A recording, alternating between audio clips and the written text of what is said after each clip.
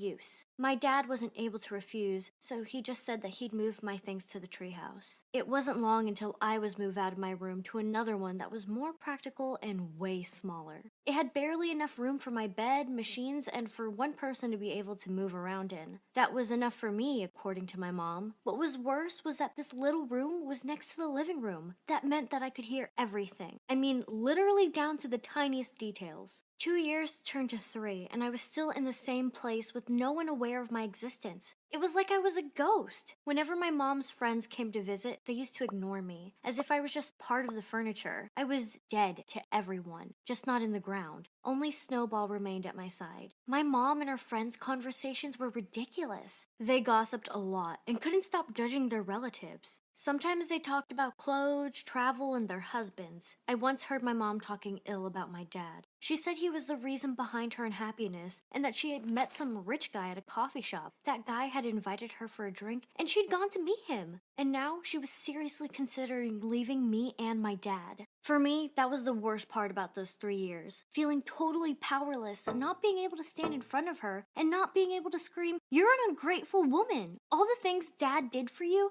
and yet it's never enough. Now you want to leave him because some other guy has more money?" My poor dad didn't deserve my mom, or even me. I found myself in utter darkness, and the darkness was swallowing my dad up whole. I couldn't remember much about my life before the fall. I was so terrified I'd forget everything. I remembered having a friend called Maisie, but I couldn't remember what we used to do or how we would spend time together. I remember loving science, but I no longer remembered any of the stuff that we'd learned at school. At the same time, my mind clung onto those memories, and at the same time, started creating new ones that hadn't existed before. I had to find a way to stay here, in this world, even if I had to create my own world inside my head. Maisie became my best friend. She always visited on Sundays.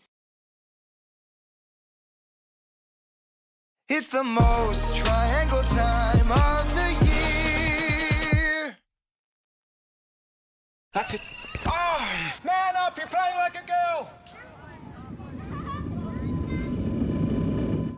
What's wrong with playing like a girl?